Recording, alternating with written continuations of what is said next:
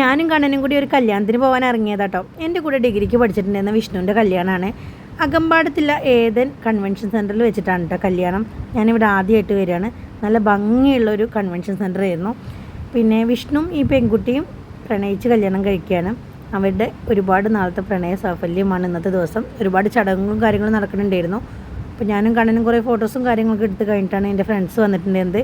ഞങ്ങൾ ഡിഗ്രി കഴിഞ്ഞിട്ട് 11 വർഷമായി. 11 വർഷത്തിന് ഇപ്പുറം ഇടയ്ക്കൊക്കെ എവിടെന്നെങ്കിലും വെച്ച് ഓരോരുത്തരെ കാണാറുണ്ടെങ്കിലും ഒരുമിച്ച് കാണുന്നത് ഇന്നാണ്.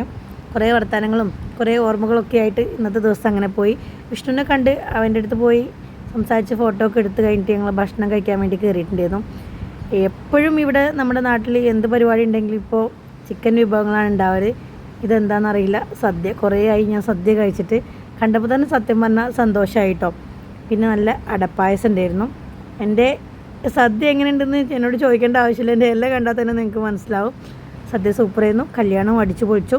തിരിച്ചു വന്നപ്പോൾ കണ്ണനൊരു ഫ്രൂട്ട് സലാഡും കൂടി വാങ്ങിക്കൊടുത്തിട്ടാണ് വീട്ടിൽ കൊണ്ടുവന്നത്. നല്ല ചൂടാണ് ഇപ്പോൾ. അപ്പോൾ ഒന്ന് തണുക്കട്ടെ എന്ന് കരുതി. ഇത്രയേ ഉള്ളൂ. ഇഷ്ടമാവുകയാണെങ്കിൽ ലൈക്ക് ചെയ്യുക, കമൻറ്റ് ചെയ്യുക, സബ്സ്ക്രൈബ് ചെയ്യുക.